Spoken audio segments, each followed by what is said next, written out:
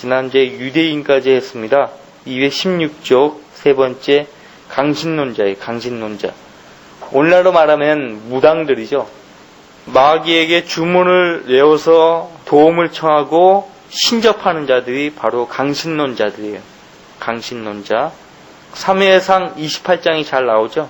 사울왕이 이미 하나님께서 사울에게서 떠나셨어요.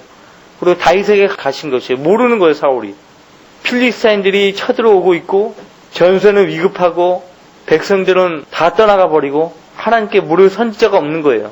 사울왕이 몇 주 전에 이스라엘 땅에 있는 무당들, 점치는 자들, 신접하는 자들은 다 죽이라고 했거든요. 근데 살아남아 있는 사람이 있는 거예요. 영들을 부르는 어떤 여인이 살아남은 거예요. 신하가 그걸 알아가지고 사울왕에게 보고를 해서 사울왕이 남몰래 밤에 옷을 갈아입고 그 여인에게 찾아가서 사무엘을 부르라고 하죠. 여러분들 어떻게 그런 일이 일어날 수 있는 것인가? 구약은요, 사람이 죽으면 지하 낙원으로 가는 거예요. 하나님을 믿고 섬기다가 죽으면 지하 낙원으로 가는 거예요. 그죠? 누가복음 16장에 보면 낙원이 있고 커다란 구렁이 있고 그 다음에 커다란 구렁 저 너머에는 지옥이 있습니다. 지옥이 있어요. 그래서 죽은 사람의 혼이, 하나님을 믿다가 죽은 사람의 혼이 지하 낙원으로 가는 거예요. 위치적으로 지하 낙원에 있기 때문에 불러들일 수가 있어요. 근데 어디까지나 그 상황은 하나님께서 직접적으로 개입하신 상황이 아니고 그냥 허락하신 상황이에요. 그걸 아셔야 돼요. 그래서 지금도 그런 일이 가능한 것인가? 강신론자가 얼마든지 죽은 사람의 혼을 불러들일 수 있는 능력이 있는 것인가? 아니에요. 절대 없어요. 강신론자가 지금 접할 수 있는 존재는 흑암의 세력들, 악한 영들과 관계를 맺는 것이죠. 낙원이 지하에 있을 때만 가능했던 것이에요. 지난주에 암송구절 로마서 6장 10절 말씀 외우라고 제가 했었나요? 외우셨으면 같이 한번 암송해 봅시다. 자, 시작. 그가 죽으심은 죄에게 단번에 죽으심이요 그가 사심은 하나님께 사심이라. 되게 쉽죠? 그죠? 그가 죽으심은 죄에게 단번에 죽으심이요 그가 사심은 하나님께 사심이라. 우리 죄 때문에 단번에 십자가에서 죽임을 당하셨어요. 하나님께 살기 위해서 부활하셨어요. 그쵸? 부활하셨어요. 만약에 예수님께서 하나님께 대하여 살지 않으셨다면, 죽은 자들로부터 부활하지 않았다면 저와 여러분은 하나님을 섬길 수 없어요. 영이 죽은 사람은요, 하나님을 섬길 의향이 없고 하나님께 찬양한들 아무 소용없어요. 하나님이 안 들어요. 자, 복음의 말씀을 믿고 예수님을 구주로 받아들였지만 그 사람이 세상을 너무나 사랑해가지고 세상에 있는 것들을 좋아하고 세상에 빠져 살아요. 그러면 그 사람의 영은요, 점점 죽어가는 거예요. 믿음도 죽어버린 거예요. 그래서 하나님께 대해서 반응을 못합니다. 우리가 예수님 믿음으로 인해서 영이 살아났고 양심도 하나님께 대해서 반응할 수 있는, 온전히 반응할 수 있는 선한 양심을 소유하게 되었는데 그 양심마저도 내가 세상을 사랑함으로 인해서 더럽혀지고 마는 거예요. 양심이 하나님께 대해서 더럽혀지고 그렇게 묻어지면 화인 맞은 양심이 돼버리면요, 이제는 아무리 하나님 말씀이 전파되어도요 끄떡 안 해요. 세상 사람들보다 더 완고한 사람이 돼버리는 거예요. 그게 무섭다니까요. 세상 사람들이 하나님을 대적하는 것은 하나님께서 보시겠다는 의미가 없어요. 죽어있는 사람이 살아있는 하나님께 대해서 뭐 어떻게 하겠어요. 근데 거듭난 하나님 자녀가 하나님을 대적한다? 그럼 하나님께서 가만히 안 놔둬요.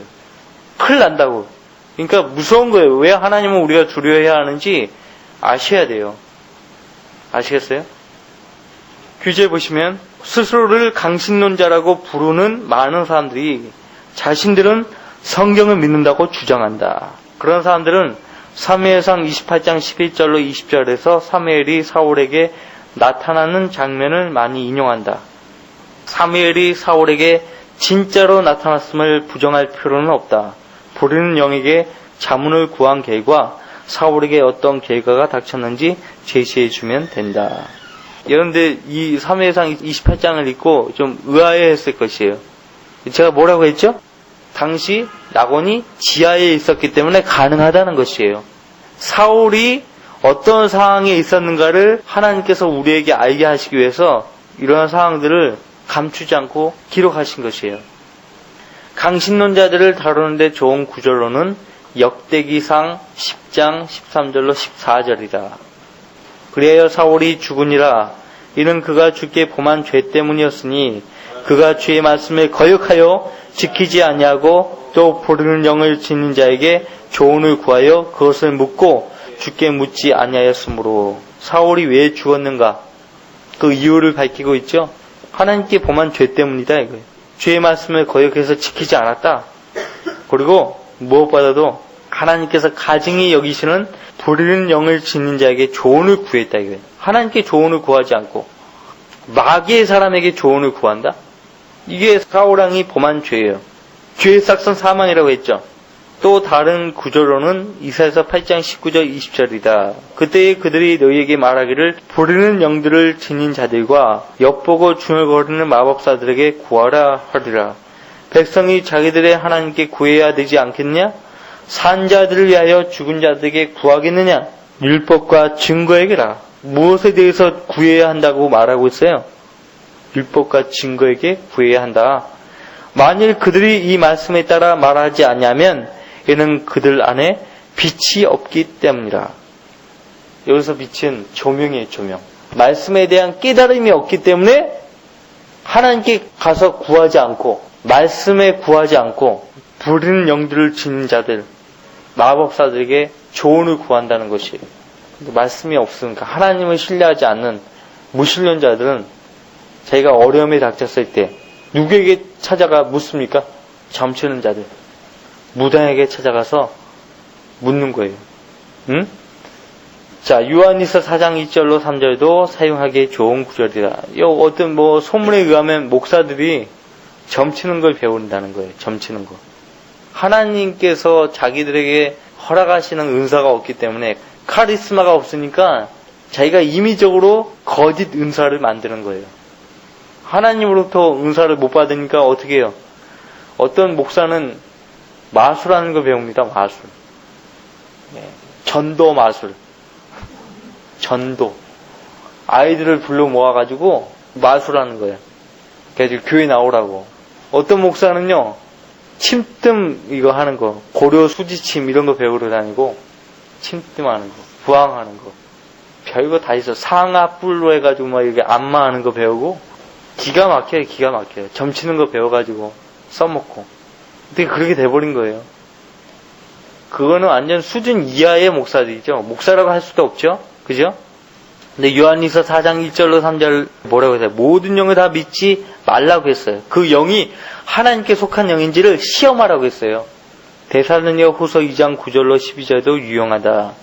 부르는 영들을 지닌 자들을 주시하지 말고 마법사들을 추종하여 그들로 말미암아 더럽혀지지 말라. 나는 주 너희 하나님이라. 영들을 부르는 거예요. 여러분들 영들이 복종을 합니까? 사람에게? 영들을 복종시키려면 그 영들의 왕초에게 복종을 해야 돼요. 영들을 내가 부르려면 그 영들을 거느리고 있는 왕초에게 복종을 해야 한다니까. 그 왕초가 누구예요? 사탄. 사탄의 흉내를 내는 것이 아니고 그들의 아비 마귀에게 도움을 구해서 그 능력을 받아가지고 행사를 하는 거예요. 아시겠어요? 또 돌이켜서 부르는 영들을 지닌 자들과 마법사들을 따라 그들과 음행하는 혼은 내가 그 혼을 대적하여 내 얼굴을 두고 그를 그의 백성 가운데서 끝내리라. 음행을 한다. 영적 음행이에요. 그런데 영어로 랩코라고 써요.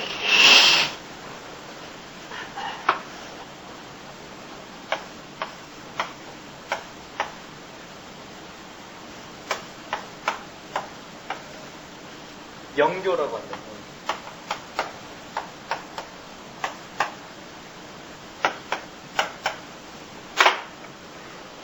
하나님과 영적 교제를 우리가 영교라고 하는데 그런 말이 아니라 사탄에게 속한 자들도 사탄과 더불어 영교를 할 때 달리 불러서 래퍼라고 한다고. 래퍼. 우리는 이런 말을 쓰지 않아요. 근데 절간의 중들도 기도를 오래 하면 여기에 빠지는 거예요. 그 사람들은 무아지경이라고 한다고. 무아지경. 그죠? 무아지경. 그러니까 무아지경이라는 말은 자기를 완전히 잃어버린 채 영적 세계에 깊이 빠져 들어가는 체험을 말하거든요. 그 사람들이 무아지경 할 때는 바로 래퍼를 말해요. 영적 세계에 깊이 들어가는 걸 말해요. 근데 여기에는 사탄이 있어요. 여기에 빠져들면요 헤어나오지 못해요. 아시겠어요? 마약에도 이런 것이 있어요. 마약에 빠져버리면 마귀에게 사주를 받게 돼요. 구원받고 진리를 맛봤다 할지라도 거기 한번 빠져버린 사람은 또다시 들어가는 거예요. 어쩔 수 없어요. 그건 자기 의지로 완전 생명을 걸고 싸우면, 마약과 싸우면 몰라도 그러면 거기서 헤어나오지 못하는 거예요. 의지를 행사하지 않으면. 음악하는 사람도 여기에 빠지려고 해요. 심지어는 마리아나를 하고 기타 치고 해요. 그 사람들은 이거에 빠지려고. 주의하셔야 돼요. 그리스도인들은요 가상 공간에서 어떤 사람과 만나면 안 되는 거예요. 이런 것이 일어날 수 있기 때문에 그래요. 알겠어요? 중요하다고. 그리스도인들은 가상 공간에서 사람을 안 만나요. 우연한 거 없어요 우리한테. 예, 우연히 어떤 사람과 마주쳤는데 응? 너무 이쁘더라, 너무 잘생겼더라.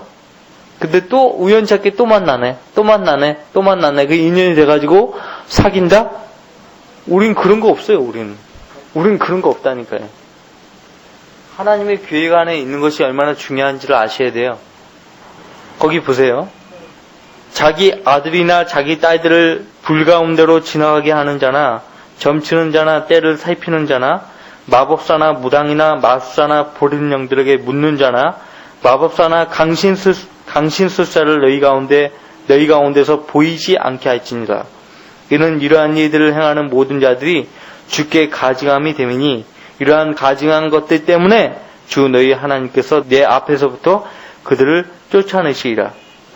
IT섬, 지진 다 이유가 있는 거예요. IT섬 카톨릭 있죠. 그 다음 대부분이 뭐예요? 부두교를 신봉한다고. 부두교를 현대말로 이야기하면 사탄주의예요. 사탄 종교라고요. 그들의 신은 하나님이 아니고 사탄이에요.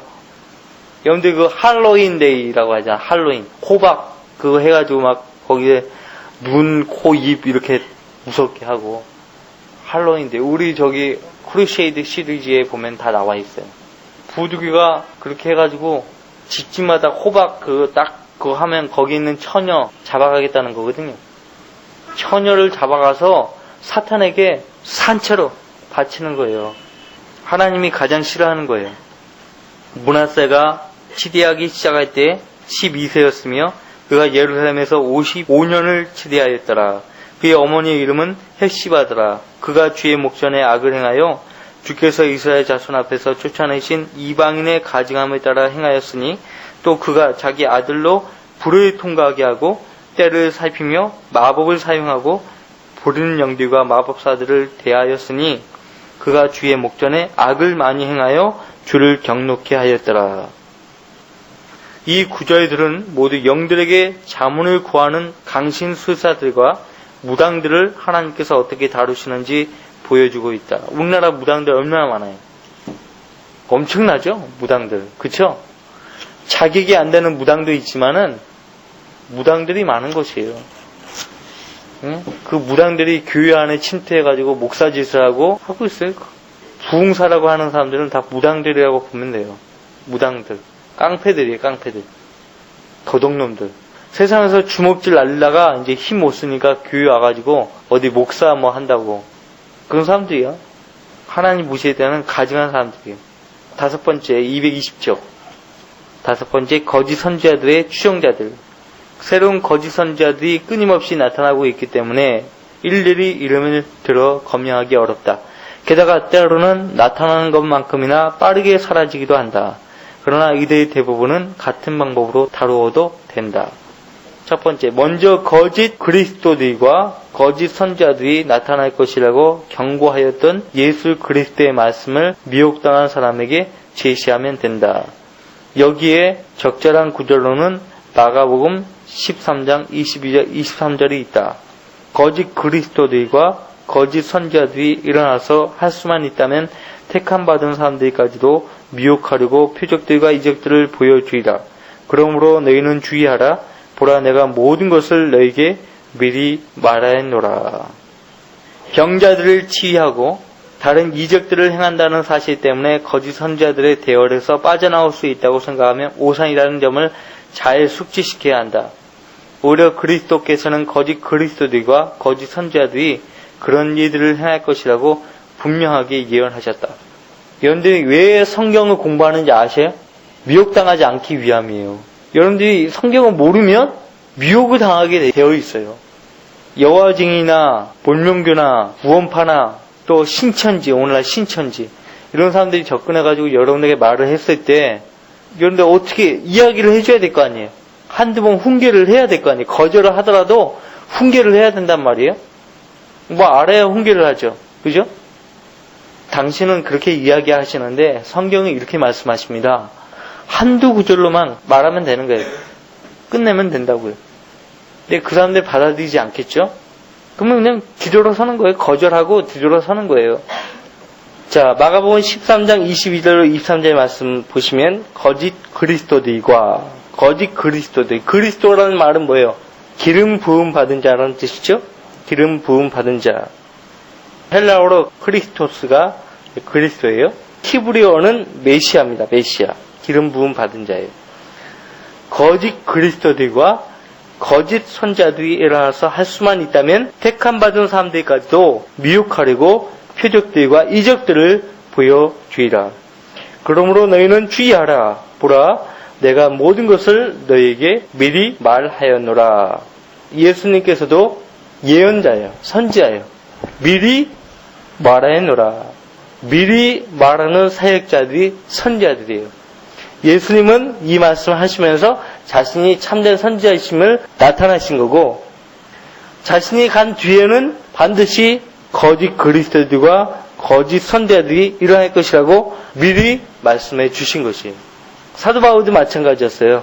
여러분들 사도행전 20장을 보세요.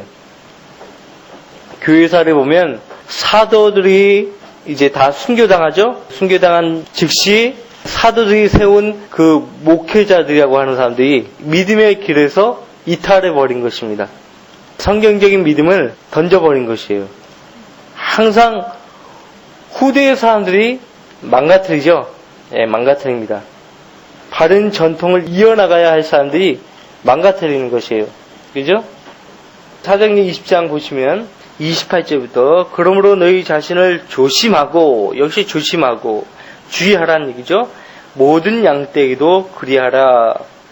이들을 위하여 성령께서는 너희를 감독자들로 세우셨으며 하나님께서 자신의 피로 사신 하나님의 교회를 돌보게 하셨느니라. 또 내가 이것을 아노니 내가 떠난 후에 흉악한 이들이 너희 가운데로 들어와서 양떼를 아끼지 아니할 것이며 또한 너희 가운데서도 사람들이 일어나서 왜곡된 것을 말하여 제자들을 끌어내어 자기들을 쫓게 할 것이라. 그러므로 끼어있어 내가 3년 동안 밤낮으로 각 사람에게 쉬지 않고 눈물로 훈계하던 일을 기억하라. 내가 떠나가면 반드시 너희 가운데서 흉악한 의리들이 너희 가운데로 들어올 것이다. 그리고 양떼들을, 순수한 양머리를 아끼지 아니할 것이다. 성도들을 부리는 거예요. 종 부리듯 부리는 거예요. 나는 목사고 너희들은 성도다 이거죠. 이런 식으로 부리는 거예요. 아끼지 않는 것이에요. 예수님께서 목자로서 본을 보이셨는데 목자가 양들을 위해서 자기 생명을 바치지 않고 오히려 양들이 목자로 위해서 생명을 바치도록 하는 거예요. 그것이 벌써 2000년 동안이나 그런 일이 끊임없이 일어나고 있는 것이에요. 2000년 동안. 한번 생각해 보세요. 끔찍하죠? 성도들을 섬기라고 하나님께서 종으로 부르신 사람들이 오히려 성도들을 종 부리듯 부리는 거예요. 어떻게 생각하십니까?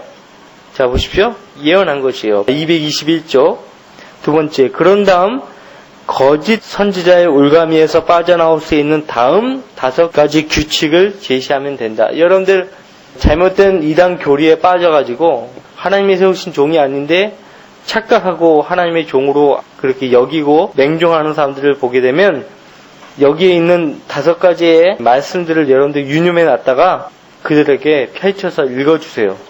우리가 실생활에서 사용하기 위해서 우리가 이 시간 성경 공부를 하는 거니까 알아두시고 꼭 실생활에서 사용하시기를 바랍니다. 첫 번째 규칙은 요한복음 7장 17절에 나오는 말씀으로 하나님께 전적으로 의지를 두는 것이다. 자기 의지 또한 내 것이 아니다 이거예요. 하나님의 영광을 위해서 내 의지도 드리는 거예요. 의지란 건 뭐예요? 뜻을 정할 수 있는 능력이거든요. 그래서 우리에게 하나님이 주신 거예요. 너는 뜻을 어떻게 정하라. 인생은 자기가 정한 뜻대로 가게 되어 있어요. 그죠? 자기가 이 뜻대로 살겠다고 하는데 그 누구도 그거 막을 수 없어요. 그죠? 내가 이 사람하고 결혼하겠습니다. 부모조차도 막을 수가 없어요. 부모에 의해서 이루어진 결혼 잘 되지 않더라고요. 보니까. 더 나아가서 부모의 뜻을 거역하고 일방적으로 자기들이 밀어붙인 결혼도 잘 이루어지지 않더라고요. 그러니까 부모의 조언을 듣고 새겨 듣고 모든 것이 아름답게 되어 가야죠. 그죠? 불협화음이 생기면 안 되는 것이에요. 자, 만일 누구든지 그분의 뜻을 행하려고 한다면 그 교리가 하나님으로부터 온 것인지 아니면 내가 내 자신에 관하여 말하는 것인지 알게 되리라. 이 말씀을 통해서 우리가 알 수 있는 것은 뭐예요? 예수님께서 행하려고 하는 것은 다 자신의 뜻이 아닌 하나님의 뜻을 행하려고 한다는 것이죠. 하나님의 뜻을 행하려고 하신다는 것이에요. 여러분들 히브리서 공부를 통해서 여러분들 히브리서 10장을 통해서 알 수 있죠. 하나님의 뜻을 행하려고 내가 왔나이다. 내가 주의 뜻을 행하려고 내가 왔나이다. 그렇게 예수님은 말씀하고 있지 않습니까? 이 점을 아주 분명하게 밝혀야 한다. 이런 사람들은 자신들이 전적으로 하나님께 의지를 들었다고 주장하지만 이 점에 관해서 엄격하게 질문해 보면 의지를 드리지 않았음을 알게 된다.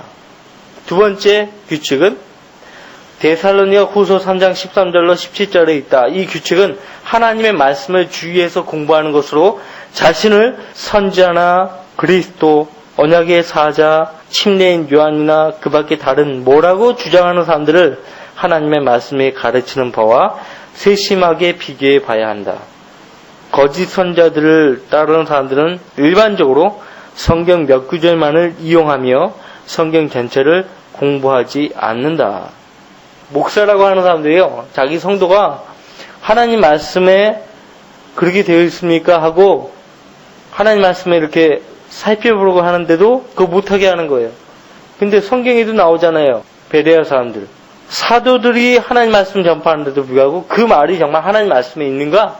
매일 성경을 상고해 보았다라고 말하고 있어요.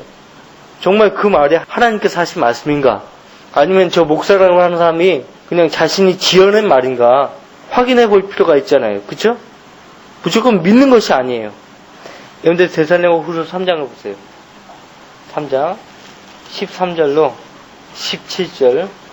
그러나 형제들아 너희는 선을 행하다가 낙심하지 말라. 누구든지 이 편지에 쓴 우리의 말에 순종치 않거든 그를 주목하여 사귀지 말고 그로 하여금 부끄럽게 하라. 여기 편지가 뭐예요?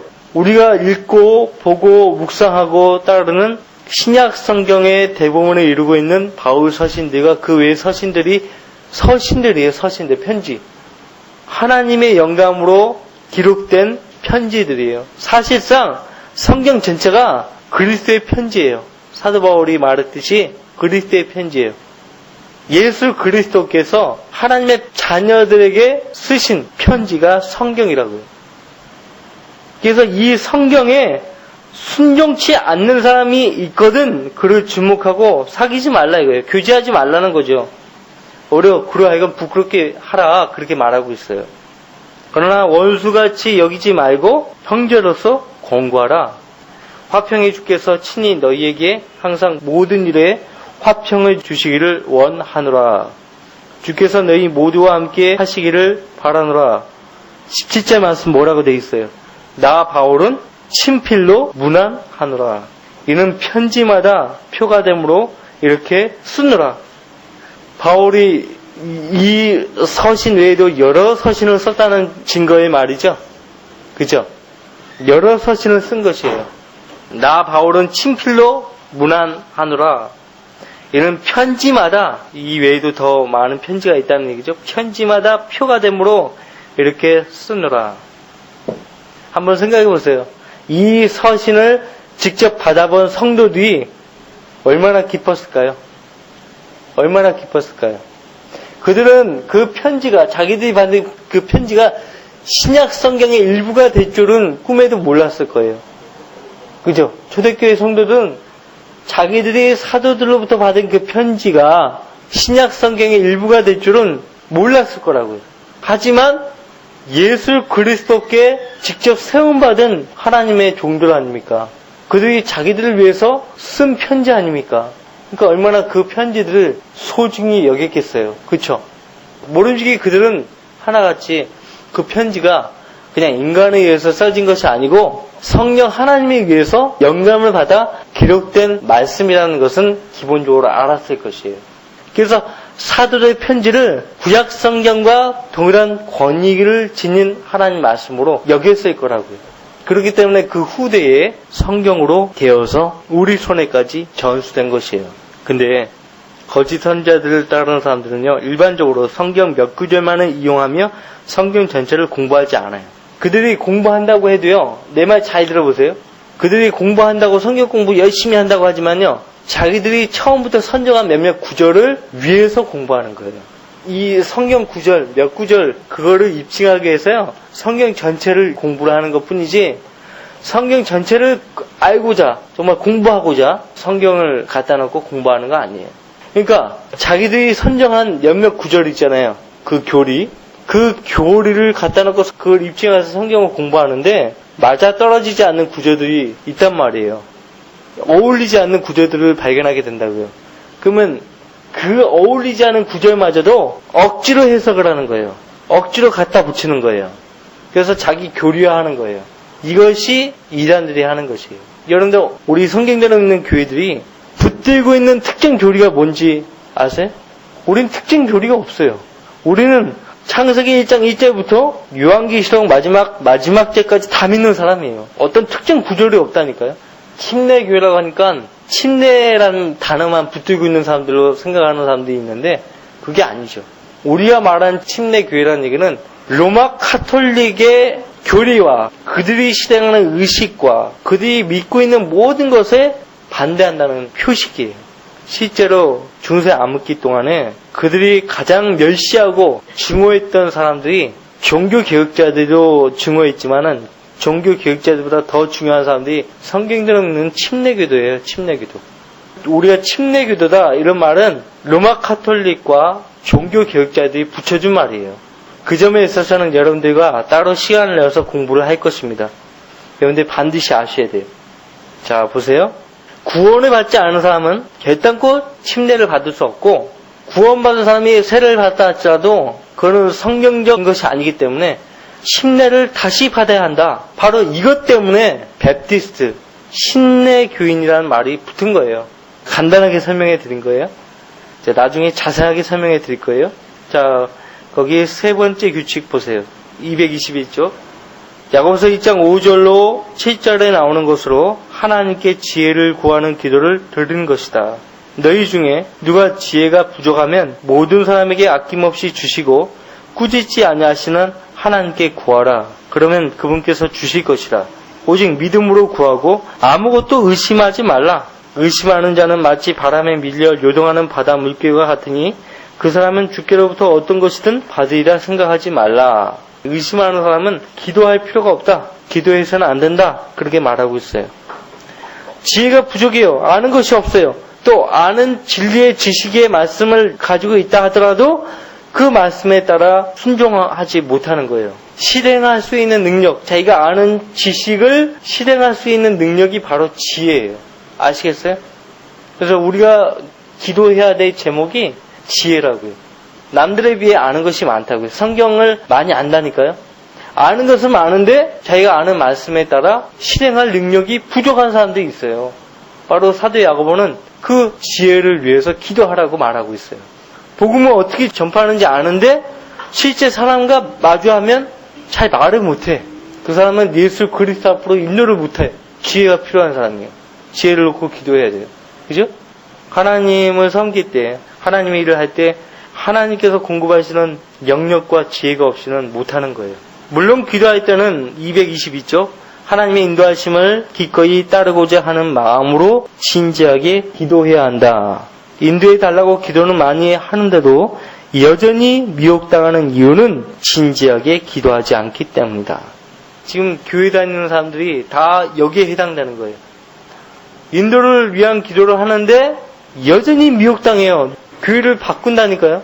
신은 교회, 새로운 교회, 그 교회 기웃거리다가 그 교회를 가버려요. 인도하심을 위해서 매일 기도하는데도 불구하고 여전히 미혹당하는 거예요. 진지하게 기도하지 않았다는 증거죠. 인도하심을 구하면서도 전적으로 자신의 지혜를 포기하고 하나님의 지혜를 얻기 위해 하나님을 기다리지 않는 것이다. 그런데 너무나 중요한 것이죠. 수많은 사람들이 빛과 인도하심을 간구하면서 자신을 전적으로 부인하고 하나님께 나옴으로써 수많은 거짓 선자들의 미혹에서 빠져나올 수 있었다. 그렇게 말하고 있어요. 네 번째 규칙, 마태복음 23장 8절로부터 10절에 있는 것으로 어떤 사람에게도 주님이라는 호칭을 쓰지 않는 것이다. 그러나 너희는 랍비라 불림을 받지 말라. 유대인들은 선생을 랍비라고 부릅니다. 이는 너희 선생은 한 분 곧 그리스도시요 너희는 모두 형제이기 때문이라. 또 땅에 있는 사람을 너희 아버지라 부르지 말라. 이는 하늘에 계신 너희 아버지는 한 분이시기 때문이라. 또 너희는 선생들이라고도 불리지 말라. 이는 너희 선생은 한 분 곧 그리스도시기 때문이라. 랍비가 되려면 율법 박사가 되어야 해요. 율법에 정통해야 돼요. 율법이 얼마나 많습니까? 모세 오경을요 달달 외워야 돼요. 다 외워야 돼요. 그렇지 못하면 랍비가 못 되는 거예요. 랍비가 되어야 유대인들로부터 인정을 받고 추앙을 받습니다. 유대인들은 랍비에 의해서 모든 것을 해요. 아이가 태어나도 랍비에게 가고, 결혼식을 승낙받기 위해서도 랍비에게 가고, 사람이 죽었을 때도 랍비에게 가는 거예요. 모든 것이 랍비에서 시작되는 거예요. 그리고 랍비로 끝나는 거예요. 얼마나 랍비가 유대 사회에서 존경받는 인물입니까? 대통령보다 더 존경받아요. 예수님께서 그것을 보시고 누가복음에서 사람들에게 인정받는 것, 존경받는 것을 하나님께서는 가장 가증히 여기신다라고 말씀하고 있어요. 사람을 주님이라고 불려서는 안 되며 사람에게 절대적이고 최종적인 권위를 줘서도 안 된다. 믿음과 종교의 문제에 있어서는 그리스도와 성경 외에 어떤 사람의 권위도 받아들여서는 안 된다. 사도 요한이요, 천사를 보고 엎드려 절을 하니까 천사가 나에게 절하지 말라고, 오직 하나님께 경배하라고, 나는 너와 같이 하나님을 섬기는 동료 종이라고 이야기를 했어요.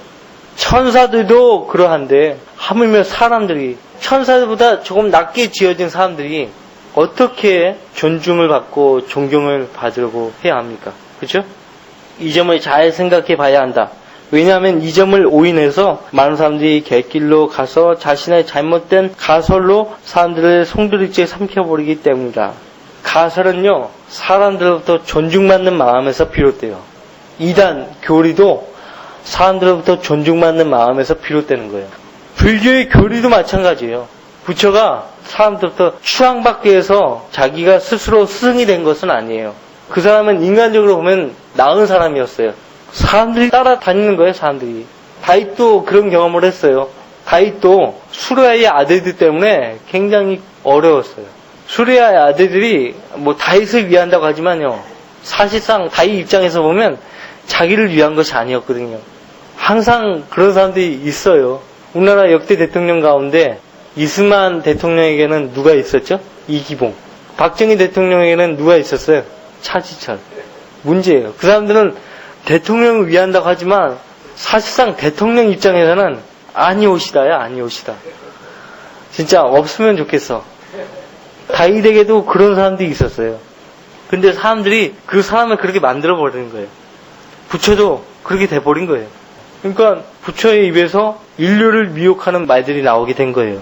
우쭐해지고 그렇게 안 하려고 애를 썼지만은 그렇게 돼버리는 거예요. 그게 어쩔 수 없는 타락한 본성이거든요. 나도 너희처럼 타락한 사람이라 이 말을 했더라면 좋았을 텐데 그것을 발견하지 못한 거예요.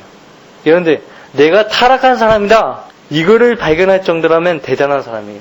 근데 그렇게 못한다고요. 모른다니까요. 하나님 말씀이 전파되어야 해요. 최소한 그런 환경 가운데서 살아가야 돼요. 그러면 아무리 세상적인 사람이더라도 그런 환경 가운데서는 내가 타락한 사람이라고 말을 안 할 수가 없어요. 아, 난 타락한 사람이야. 다음 주에 이어서 계속 공부하도록 하겠습니다. 이로 인해서 사람들은 다른 사람들의 가르침을 거르지 않고 다 삼켜버린다. 이 때문에 교황과 사제 제도와 크리스천 사이언스와 몰몬교와 이와 유사한 다른 미혹자들의 세력이 확장되는 것이다. 사도 바울을 통해서 예수님께서 우리가 어떻게 해야 할지 가르쳐 주신 거예요. 먼저 제가 여러 구절들을 살펴보도록 할 테니까 여러분들 잘 보셔야 돼요. 로마서 16장을 먼저 보세요. 이 말들은 너무나 중요한 말들이에요. 성경적 성별을 요구하는 구절들입니다. 그래서 교회사를 펼쳐보면 성경대로 믿는 사람들은 다 성경대로 성별을 했던 것을 우리가 볼 수가 있어요. 17절, 18절 같이 읽습니다. 이제 형제들아 내가 너희에게 권고하노니 너희가 배운 교리에 역행하여 분열을 일으키고 공박하는 자들을 주의하고 그들에게서 떠나라. 그러한 자들은 우리 주 예수 그리스도를 섬기는 것이 아니라 자기들의 배를 섬기는 것이니 정중한 말과 그럴듯한 언변으로 순진한 사람들의 마음을 미혹하느니라. 자기들의 배를 섬긴다. 배. 이 배. 먹고 살기 위해서 하나님 이름을 들먹거리고 하나님 말씀 들먹거린다는 거죠. 먹고 살기 위해서. 고린도전서 11장을 보세요. 고린도전서 11장 1절 같이 읽습니다. 내가 사도 바울이 말을 하는 것이에요. 내가 뭐라고 했어요? 그리스도를 따르는 것처럼 너희는 나를 따르는 자가 되라 이거예요. 하나님의 질서는 위로부터 오는 거예요. 그 사람에게 직접 주시는 것이 아니고 그 사람이 예수 그리스도를 따른다면 하나님께서 그 사람에게 지혜를 주시고 명철을 주시고 하나님 말씀을 사역을 할 수 있도록 권위를 부여해 주시는 거예요. 하나님이 주신 그 영적 권위를 자기를 위해서 쓴다 할 것 같으면 그 사람은 하나님이 버리시는 거예요. 제끼시는 거예요. 난 더러워서 너를 안 쓴다 이거예요. 그 다음부터는 그 사람에게 지혜를 안 주는 거예요. 지혜를 받지 못하니까 그 사람들이 어떻게 해요? 뚝심으로 하는 거예요. 뚝심으로 목회를 한다고요. 고린도후서 4장 5절 우리는 우리 자신을 전파하는 것이 아니라 그리스도 예수가 주이신 것과 우리 자신이 예수를 위하여 너희의 종인 것을 전파하노라. 이게 사도의 증거예요. 하나님의 종의 증거가 뭐냐 하니까 자기를 전파하는 것이 아니고 그리스도 예수가 주이신 것, 우리의 구세주일 뿐만 아니라 우리의 삶의 모든 주인이시다. 그것을 증거하고 우리 자신이 예수를 위하여 너희의 종인 것을 전파한다. 너희의 종이다 이거예요. 그렇다고 해서 성도들이 자기 종 부리듯 목회자를 그렇게 부려먹으면 안 되는 거죠. 그렇죠? 그런 의도로 이야기하는 것이 아니죠. 또 있어요. 고린도후서 13장을 보세요. 13장 너무나 중요한 말씀들이에요. 8절 우리가 진리를 거슬러서는 아무것도 할 수 없고 오직 진리를 위해서만 할 수 있느니라. 진리가 없으면 아무것도 할 수 없다 이거예요. 오직 진리를 위해서만 할 수 있다. 그렇게 말하고 있어요. 갈라디아서 1장 10절 내가 이제 사람들에게 호감을 사랴 아니면 하나님께 사랴 아니면 내가 사람들을 기쁘게 하려고 하겠느냐 내가 아직도 사람들을 기쁘게 하려고 한다면 나는 그리스도의 종이 아니니라. 그리스도의 종이 누구라고요? 사람들을 기쁘게 하는 사람들이에요? 누구예요? 하나님만을 기쁘게 하는 사람들이에요. 그게 그리스도의 종이에요. 사람들에게 맞추는 것이 아니고 하나님께 맞추는 사람이 그리스도의 종이라고 지금 말하고 있고요. 또 있죠. 빌립보서 3장 17절부터 속지 말라고 제가 성경으로 여러분에게 알려드리고 있는 거예요. 속지 마세요. 형제들아 너희는 모두 나를 따르는 자가 되라. 그리고 너희가 우리를 본으로 삼은 것 같이 그렇게 행하는 자들을 주시하라. 내가 자주 너희에게 말하였고 지금도 눈물로 말하지만 많은 사람이 그리스도의 십자가의 원수들로 행하고 있느니라. 그들의 종말은 파멸이며 그들의 하나님은 자기들의 배요 그들의 영광은 자기들의 수치 속에 들어있고 그들은 땅의 것들을 생각하느니라. 오늘날 목사들을 말하고 있는 거예요. 가톨릭의 사제들, 교황 다 여기에 해당되는 거예요. 땅의 것들을 생각한다는 거예요. 그 사람들은요 자기를 포장하고 있는 거예요. 마음속으로는 전부 땅의 것들만 있어요. 자, 또 있죠? 디모데전서 6장 3절부터 5절까지 같이 읽습니다. 만일 누군가가 다르게 가르치며 건전한 말씀 곧 우리 주 예수 그리스도의 말씀과 경건에 따른 교리에 일치하지 아니하면 그는 교만해서 아무것도 아는 것이 없고 다만 질문과 언쟁만을 쫓아 좋아하는 자니 거기서 시기와 다툼과 악담과 사악한 의심이 생겨나며 마음이 부패하고 진리를 상실하며 이익이 경건이라 생각하는 사람들 사이에 무익한 논쟁이 일어나느니라. 그런 데서 내 자신은 빠져나오라. 옛 성도들은 빠져나온 거예요. 사도들이 세운 목회자들이 나중에는 교부들이라고 이름이 붙여졌어요. 교부, 교회 아버지. 교회 아버지가 나중에 신부가 되었죠. 성도들이 견디지는 못하는 거예요. 성경과 다르게 막 전파하고 가르치는 거예요. 견디지 못하고 빠져나온 거예요. 사도가 가르친 대로 빠져나간 거예요. 그런 데서는 도저히 예배를 함께 드릴 수 없다는 거죠. 빠져나온 거예요. 그리고 하나님의 인도를 구한 거예요. 또 있죠? 히브리서 13장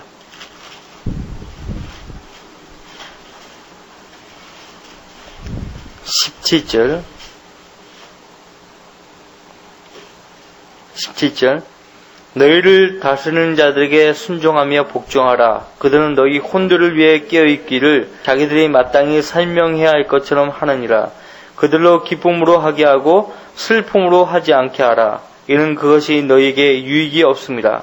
왜 목자는 성도들 위해서 깨어서 기도해야 하는가? 그 이유를 밝히고 있죠.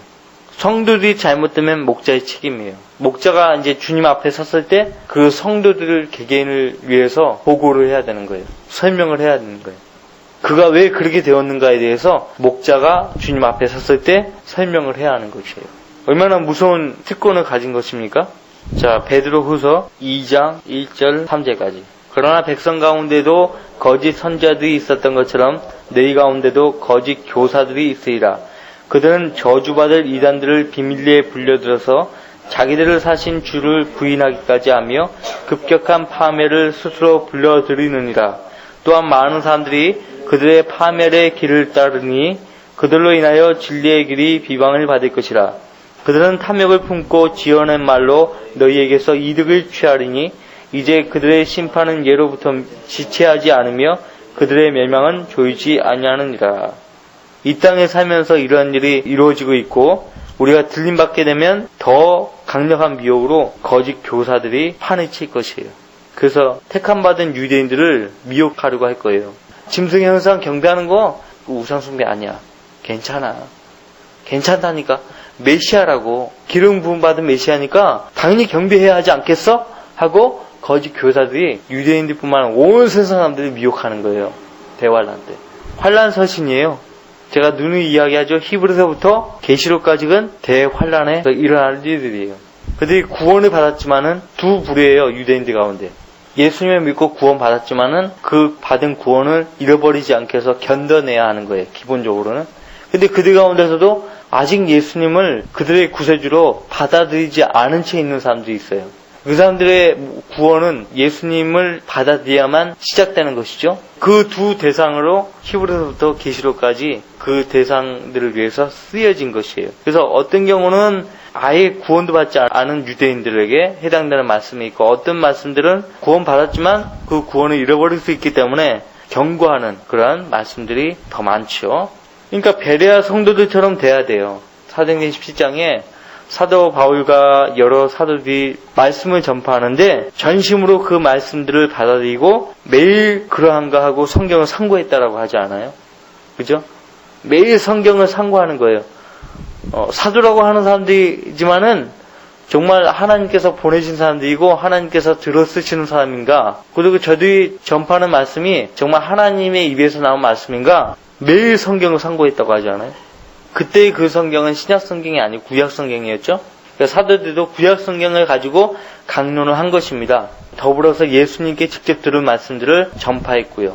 자, 교재로 돌아오셔서요. 너무나 중요한 말씀들이에요. 그죠? 여러분들 뭐 덧붙여서 요한복음 5장에서 나는 사람들의 영광을 구하기 위해서 온 것이 아니고 하나님의 뜻을 이루기 위해서 왔다. 또 요한복음 7장 17절 말씀에 하나님께서 하신 말씀만을 전파해야 한다는 것, 그 정도까지는 알아두셔야 됩니다. 자, 223쪽 다섯 번째 규칙은 잠언 29장 25절에 있다. 사람을 두려워하면 덫에 걸리나 주를 신뢰하는 자는 누구나 안전하리라. 하나님이 세우지 않은 거짓된 종들은요, 사람들 하여금 자기를 믿게 합니다. 자기를 따르게 하죠. 주님을 따르게 하는 것이 아니고, 하나님을 따르게 하는 것이 아니고, 자기를 추종하게 한다고요. 수많은 거짓된 그 목사라고 하는 사람들이요, 주님을 따르게 하는 것이 아니고, 자기를 따르게 해요. 자기가 주님 자리에 서 있어요. 자기 세상이에요. 많은 거짓 선지자들은 두려움을 이용해서 사람들에게 자신의 힘이 먹히게 한다.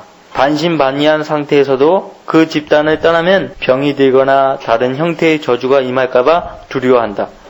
여러분이 만나고 있는 사람들도 이런 처지에 있을 가능성이 높다. 이들이 사람을 두려워하는 잘못된 위치에 있음을 분명하게 제시해 줘야 한다. 성령님은 두려움의 영이 아니라 능력과 사랑과 건전한 생각의 영이라는 사실을 미혹당한 사람에게 제시해 줘야 한다. 목이 곧은 아주 자신을 높이려고 하는 목사라는 사람 만나면 당신이 사도 바울보다 위대합니까? 당신이 예수 그리스도보다 더 위대해요? 그 딱 두 마디면 끝나는 거예요. 그 사람이 뭐 생각할 줄 아는 사람이라면 그 말 듣고 쇼크를 받겠죠. 내가 너무 내 자신을 높였구나. 쇼크를 받을 거예요. 성령님은 두려움의 영이 아니라 능력과 사랑과 건전한 생각의 영이라는 사실을 미혹당한 사람에게 제시해 줘야 한다. 주의 이름으로 마귀들을 내어 쫓아도 주께서 전혀 알지 못하는 사람일 수 있음을 분명하게 제시해 주는 구절. 마태복음 7장 22절, 23절이죠. 이초석, 변승우 뭐 이런 사람들 있잖아요. 귀신 쫓아낸다고 하는 사람들, 송기태 그런 사람들. 이 구절로 끝나버리는 거예요. 마귀들을 쫓아내어도 하나님께서 전혀 알지 못하는 사람일 수 있다 이거예요. 그 사람들은요, 하나님께서 자기를 부르셨고 인도하셨으며 쓰시고 있다라고 확고하게 이야기한다 할지라도 하나님께서 난 널 몰라 하면 끝나는 거예요. 그러니까 그 사람들이 그걸 이용해 먹는 거예요. 주님이 눈에 보이시느냐 이거예요. 그리고 나타나셔서 말씀하시느냐 이거예요. 아니거든요. 그러니까 속이는 거예요. 모른다는 거지. 근데 자기는 확신한다고 아주 확고부동하게 밀어붙이니까 사람들은 그런가 보다 하고 따라가는 거예요. 우린 말씀으로 분별할 수 있다니까요. 말씀으로 그 사람이 정말 하나님 세우신 종이고 부르신 종인지를 말씀으로만 판단할 수 있어요. 자, 하나님 바른 말씀으로 한다면 모두가 가짜예요. 다 생쇼하는 거예요. 다 그냥 브레이크 댄스 하는 거예요. 그러니까 우리는 그것을 알기 때문에 그 사람들에게 함부로 목사라고 안 하는 거예요. 그냥 뭐 예의상 그렇게 하지만 우리 마음속으로는 아니에요. 그 사람은 하나님의 종이 아니라고요. 목사가 아니라고요. 거짓 선지자의 마력에 이끌린 사람들을 다룰 때는 거짓 선지자의 표가 무엇인지 정확하게 제시해 줄 수 있어야 한다. 가장 두드러지고 일반적인 표는 돈을 탐하는 것이다. 이득을 탐하는 거죠. 이를 입증하려면 디도서 2장 10절 11절과 베드로후서 2장 3절을 사용하는 것이 좋다. 이는 불복종하는 자들과 헛된 말을 하는 자들과 속이는 자들이 많기 때문이며 특히 할례파 중에 그러한 자들이 많으니 더러운 이익 때문에 가르쳐서는 안 될 것들을 가르쳐서 집들을 온통 뒤집어 놓는 그들의 입을 막아야 될 것이다. 사도 당시에 이런 사람들이 있었는데 하물며 사도가 떠난 뒤에 얼마나 많은 사람들이 있겠느냐는 거죠. 지금은 얼마나 더합니까? 우리가 목도하고 있는 현실이잖아요. 그죠? 그 뒷장 224쪽. 그들은 탐욕을 품고 지어낸 말로 너희에게서 이득을 취하리니 그렇게 말하고 있죠. 가짜 선지자가 사람들에게서 돈을 가취하려고 하면 대부분은 이렇다. 그 자체가 이미 거짓 선지자의 표임을 분명하게 밝혀야 한다. 자, 아레이 토레이 목사님 당시에 이런 사람들이 있었다는 것을 말해주고 있죠. 자, 그런 사람들을 향해서 아레이 토레이 목사님도 하나님 말씀해가지고 외친 것이에요. 매 세대마다 하나님 종들은 마귀의 종을 향해서 그들의 마음을 불편하게 할 정도로 하나님 말씀을 증거했다고요. 자, 거짓 선지자의 두 번째 표는 자신의 자아를 크게 자랑하는 것이다. 미혹당한 사람에게 이를 제시하려면 유다서 16절과 고린도전서 13장 4절을 보여주면 된다. 이들은 원망하는 자들이요 불평하는 자들이요 그들의 정욕을 따라 행하는 자들이라. 또 그들의 입으로는 과장하는 말을 하고 유익을 위해 사람들의 외모를 칭찬하는 자들이라. 정확하죠? 사랑은 오래 참고 친절하며 사랑은 시기하지 아니하고 사랑은 자랑하지 아니하며 교만하지 아니하고. 거짓 선지자의 세 번째 표는 예수 그리스도께서 사람에게는 절대로 주지 않으신 권위를 주장하는 것이다. 예수님이 주신 권위는요, 영적 권위예요. 말씀의 권위예요. 그거 외에는 안 줬어요. 근데 그 외에 인간적인 권위를 행사한다 할 것 같으면 그 사람은 하나님 종이 아니에요. 거짓 선지자의 울무에 걸려든 사람에게 이를 입증해 주려면 마태복음 23장 8절 12절을 제시하면 된다. 여러분들 그냥 보시면 돼요. 거짓 선지자의 네 번째 표는 성경을 자신에게 잘못 적용하거나 자신과 관계된 구절로 오인한다는 점이다. 예를 들어서 몰몬교는 이스라엘에게 적용되는 구절을 그들 자신의 시온으로 적용한다. 몰몬교 뿐이겠어요? 거짓 선지자가 통지하는 어떤 지역이 특정한 성경 지명의 이름에 따거나 실제 성경 지명에 적용되는 성경의 약속들을 거짓 선지자가 통지하는 지역에 적용할 경우 이런 집단의 미혹당한 사람에게 그런 적용이 얼마나 합당치 않은지 제시하면 된다. 우리나라에도 그런 사람들이 있었어요. 다섯 번째로 거짓 선지자가 가르치는 교리에는 225쪽 대개 어딘가 터무니없는 주장이 있다. 상당히 많은 부분에서 성경적 사실을 가르칠 수 있지만 그가 사탄에게서 나왔음을 알 수 있는 구석이 어딘가 있기 마련이다. 이런 거짓 교리 대부분은 미래의 형벌과 고기를 먹는 문제와 어떤 형식의 합법성, 그러니까 안식일 준수, 11조 문제 등과 관련되었을 가능성이 높다. 미래의 형벌과 관련해서 거짓 선지자들은 일반적으로 혼의 소멸이나 만민 구제를 주장하거나 많은 구원이죠. 두 개가 혼합된 형태를 주장할 가능성이 높다. 결국 미혹당한 사람들을 다룰 때 가장 중요한 문제는 구원과 관련된 기본적인 복음의 진리를 제시하는 일이다. 즉 예수 그리스도의 구속사역과 그분만을 신뢰하는 믿음으로 구원받는다는 진리를 제시해야 한다. 장티푸스에 걸렸을 때 발생하는 열처럼 때로 이런 오류들이 거치고 일이 잘 될 때도 있다. 오늘날에도 나는 그리스도인들이 경험할 수 있는 일밖에 상황에 처한 사람들을 많이 알고 있다. 신종 거짓 선지자들의 영향권에 완전히 매여서 자신들의 생각에 동의하지 않는 사람들은 전부 다 틀렸으며 그것도 아주 극단적인 용어를 사용해서 틀렸다고 하던 사람들이 기대의 응답으로 하나님 말씀을 공부함으로써 하나님께서 그들을 어둠에서 이끌어내시어 빛으로 인도하신 사례들을 많이 알고 있다. 일반 제자된 교회 목사나 그 교인들이 우리를 볼 때 가장 사악한 이단에 빠진 사람들로 보는 거예요. 우리가 교리적으로 무엇이 잘못됐는가를 성경으로 알려고도 하지 않고 그냥 목사가 그냥 이단이라고 하니까 따라서 이단이라고 하는 거예요.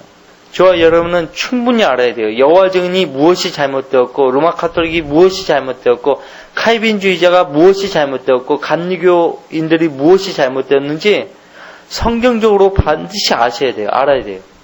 성경적으로. 자, 그럼 다음 주에 우리가 226조 책망과 용기와 위로가 필요한 그리스도인들이라는 과목을 배우도록 하겠습니다. 우리가 복음을 전파할 때 그리스도인들을 만나죠. 잘못된 그리스도인들, 문제가 있는 그리스도인들을 만나게 돼요. 우리가 복음을 전파하는 사역지에서 그리스도인들 만나면, 그러한 도움이 필요한 그리스도인들 만나면 반드시 도움이 되어야 해요. 그렇죠? 너무 그 사람에게 시간을 이렇게 쓸 수는 없지만은 약간의 시간을 내어서 그 사람들을 도와줄 수 있어야 합니다. 우리는 그러하잖아요. 바른 성경을 모르고 있는 사람들이 만나게 돼요. 그 바른 성경을 알려주는 그 사역을 해야 하는 것입니다.